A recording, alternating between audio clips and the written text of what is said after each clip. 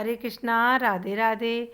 कैसे हैं मेरी यूट्यूब फैमिली? आशा करती हूँ सभी लोग अच्छे होंगे और मैं भी अच्छी हूँ। हम बात करने वाले हैं कि कान्हा जी को रोज़ कैसे नहलाना चाहिए या नहीं नहलाना चाहिए। तो हम इसी टॉपिक पे बात करेंगे। बने रहना मेरी वीडियो में एंड तक। ये मेरे छोटे कान्हा माधव कन्हैया दोनों बैठे हैं। इनको मैं यहाँ बिठा लेती हूँ। किन किन चीज़ों का ध्यान रखना चाहिए, कान्हा को कैसे नभाना चाहिए। और ये ले लिया है मैंने छोटा एक दीपक।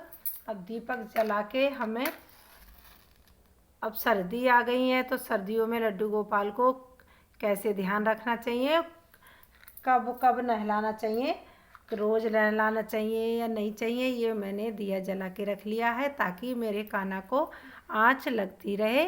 और ये मैंने ले ली है छोटी थोड़ी लकड़ी। ये जैसे तुलसी की लकड़ी जो होती है तो वो सूख जाती है, जो मंजरी हम लोग उतारते हैं काट के रख देते हैं, तो उनको फेंकना नहीं है। इनकी मंजरी को ये बीज हैं जो वो निकाल के रख देने। और ये जो लकड़ी होती है वो कान्हा के हवन के लिए काम में आती है ताकि इनको सर्दियों में इनकी आँच देते रहें हम लोग। इस तरीके से हमने बिठा लिए अपने कान्हा। अब हम कान्हा को मालिश करेंगे। कान्हा को मालिश किन किन चीज़ों से करना चाहिए सर्दियों में? तो कान्हा को मालिश आपका शुद्ध देसी घी है, गाय का घी है, तो आप अपने गाय के घी से भी कर सकते हैं। ये मेरे छोटे लाला हैं, मैंने दोनों को अपने वस्त्र निकाल देती हूँ। और दिया जला के ज़रूर रखें कान्हा के पास ताकि उन्हें हल्की आँच लगती रहे। ये मैंने दोनों लाला अपने बिठा लिए हैं। ये ले लिया है मैंने घी, मेरे गाय का घी है, ये मेरे घर का घी है। थोड़ा सा हम इसको ले लेंगे उंगली पे हल्का सा, और इसको इस तरीके से गरम कर लेंगे। इस तरीके से हमने गरम कर लिया है ताकि ये इस तरीके से गरम कर लिया है। अब कान्हा की हम करेंगे मालिश। धीरे धीरे हाथों से मालिश करेंगे हम अपने लाला की इस तरीके से।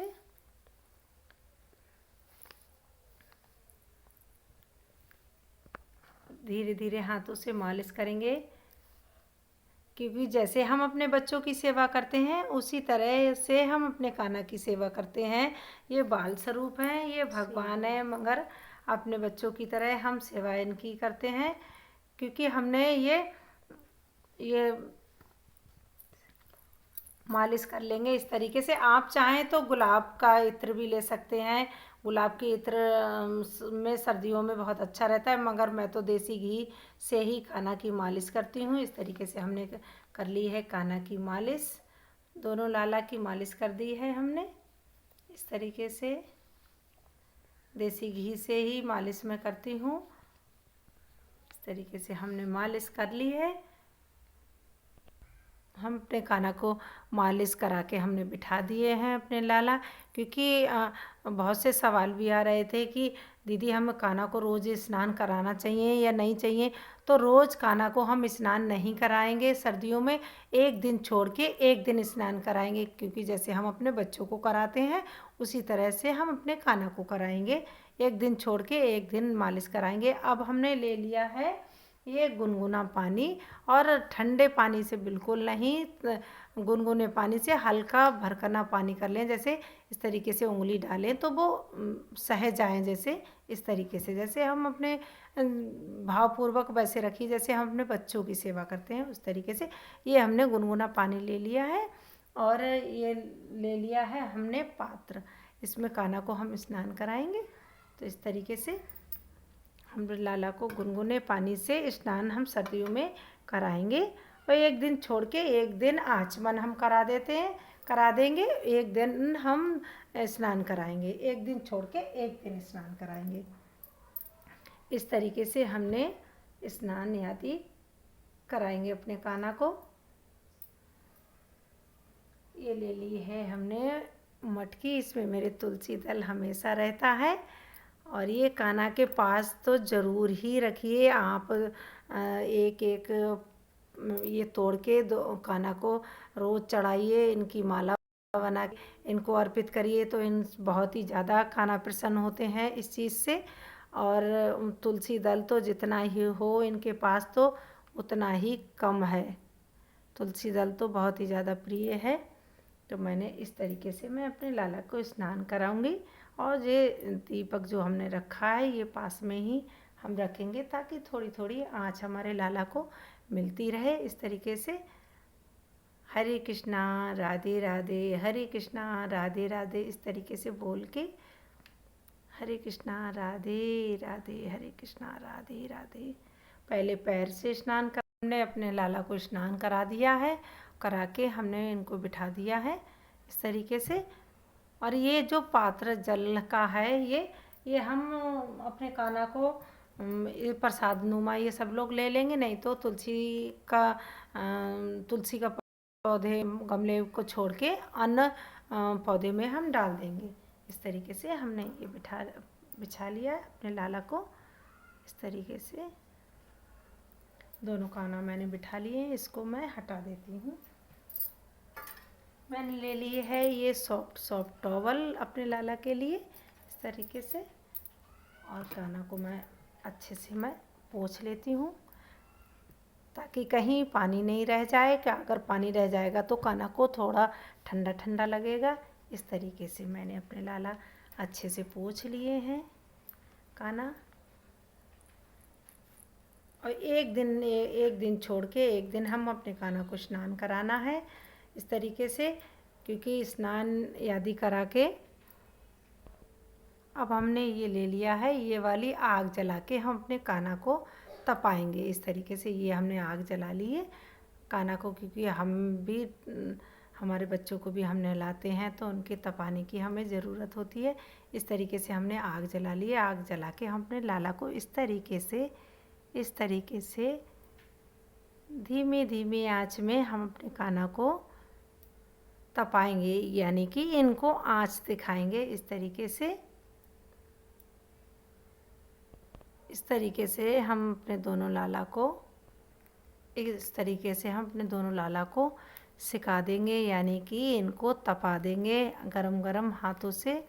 इस तरीके से हम अपने दोनों लाला को फिर इनको हम अच्छे से इस तरीके से हम अपने दोनों लाला को तपा देंगे। तपा के हम इन्हें साइड में कर देंगे और अपने दोनों लाला को हम कपड़े पहनाएंगे।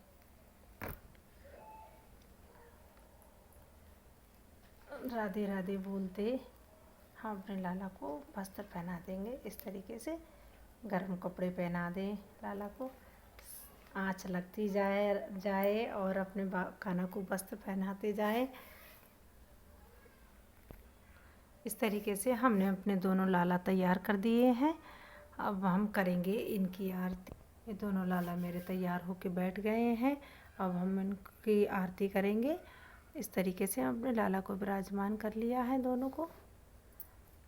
और छोटे लाला बड़े लाला दोनों को गर्म कपड़े पहना के स्नान करा के।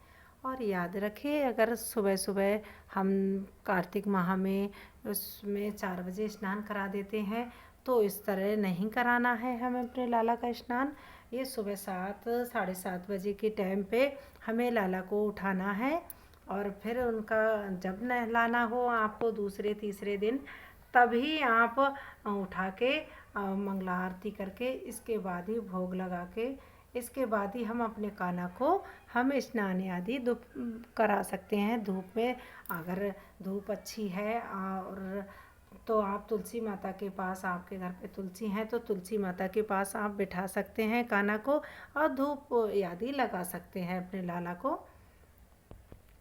और सर्दियों में ज़्यादातर ध्यान रखें कि कान्हा को ड्राई फ्रूट का ही ज़्यादातर भोग लगाएं, क्योंकि खाना का अपने जो लगाते हैं उसी तरह लगाना चाहिए, मगर ड्राई फ्रूट का ज़्यादा ध्यान रखें क्योंकि सर्दियाँ चल रही हैं। सर्दियों में कान्हा को ड्राई फ्रूट का ज़्यादा ध्यान रखें, क्योंकि हमें भी हम अपने बच्चों को नहलाते हैं तो काजू बादाम का ज़्यादा सेवन करते हैं, क्योंकि ताकि सर्दी ना लग जाए हमारे लाला को। इस तरीके से हम अपने प्रभु का भोग करेंगे। इस तरीके से अपने प्रभु की आरती सेवा अर्चना करेंगे। इस तरीके से बहुत से आरती जो मैंने कई वीडियो में देखा है कि राउंड राउंड इस तरीके से राउंड राउंड घुमाते हैं।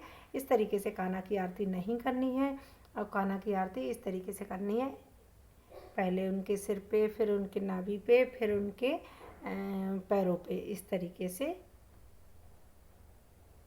हरे कृष्णा, राधे राधे, इस तरीके से मंगला आरती करनी है। गर्मियों में आप 2 आरती कर सकते हैं, मगर सर्दियों में हमें 3 आरती करना चाहिए। मंगला आरती तो ज़रूर ही करना चाहिए, क्योंकि मंगला आरती करते हैं तो कान्हा को आँच मिलती है, उसके आँच से वो अपनी आँखें खोलते हैं और भोर होता है तब वो सोचते हैं कान्हा कि हमें भोर हो गया है, और तब मंगला आरती के बाद अपनी आंखें खोलते हैं।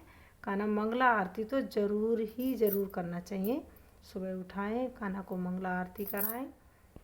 गर्मियों में हम अपने कान्हा को सादा दूध भी दे देते हैं, मगर सर्दियों में ध्यान रखें ड्राई फ्रूट डाल के ही कान्हा को दूध पिलाएं। इस तरीके ताकि इसको बोलते हैं चन्नामृत। चन्नामृत बन जाता है। कान्हा को चन्नामृत बहुत ही ज़्यादा प्रिय है। इस तरीके से हम अपने कान्हा को भोग लगा देंगे। हरे कृष्णा, राधे राधे, हरे कृष्णा, राधे राधे। और दूध पिलाने के बाद हम मुंह ज़रूर साफ़ करते हैं, क्योंकि ये चीनी होती है तो इसमें हम गुड़ वगैरह डालते हैं, तो उससे हमारे लाला के पास चींटियाँ आ जाती हैं, इसलिए हम इसका ख़ास तौर से ध्यान रखना है हमें। और मेरे पूजा के रिलेटिव कोई भी जानकारी आप लोगों को लेनी हो तो आप मुझे कमेंट करके ज़रूर बताएं। हरे कृष्णा, राधे राधे। मेरी वीडियो अच्छी लगी हो तो प्लीज़ कमेंट ज़रूर करें। बने रहना मेरी वीडियो में एंड तक। हरे कृष्णा।